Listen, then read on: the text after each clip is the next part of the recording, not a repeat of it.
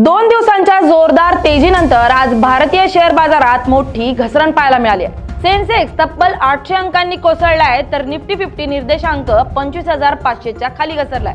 अवघ्या एका तासात गुंतवणूकदारांचे तब्बल 4 लाख कोटी बुडालेत। नेमकं काय आहे घसरणीमागचं कारण, पाहूयात हा सविस्तर रिपोर्ट। एका तासात गुंतवणूकदारांचे 4 लाख कोटी रुपये बुडाले।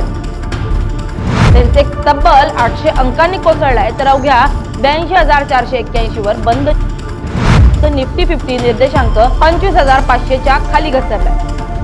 अमेरिका इराण तणावाचा परिणाम 469 लाख कोटीवरून 465 लाख कोटीवर। ब्रेंट क्रूड $72 प्रति बॅरल। मंगळवारी सकाळच्या सत्रात भारतीय शेअर बाजारात जोरदार विक्रीचे सत्र पाहायला मिळाले। बीएसई सेन्सेक्स तब्बल 800 अंकांनी घसरत 82,481 पर्यंत खाली आलाय, तर निफ्टी 50 25,500 च्या खाली घसरलाय। मिड आणि स्मॉल कॅप निर्देशांकातही सुमारे 1% घसरण झाली आहे। या घसरणीमुळे बॉम्बे स्टॉक एक्सचेंजवर सूचीबद्ध कंपन्यांचे एकूण बाजार मूल्य 469 लाख कोटींवरून 465 लाख कोटींवर आलंय। म्हणजेच अवघ्या एका तासात गुंतवणूकदारांचे 4 लाख कोटी रुपये बुडाले। या घसरणीमागे आंतरराष्ट्रीय घडामोडींचाही मोठा वाटा असल्याचं तज्ज्ञांचं मत आहे।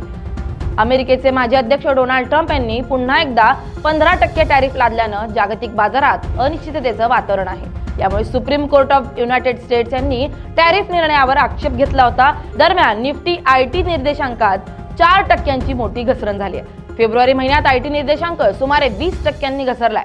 तसेच ब्रेंट क्रूड ऑइलचे दर 1% वाढून $72 प्रति बॅरलवर पोहोचलेत। कच्च्या तेलाच्या वाढत्या किमतीमुळे बाजारावर दबाव वाढलाय।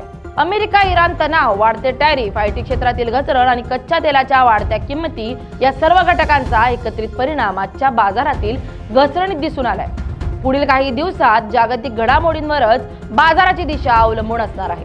Bureau report, LS Marathi.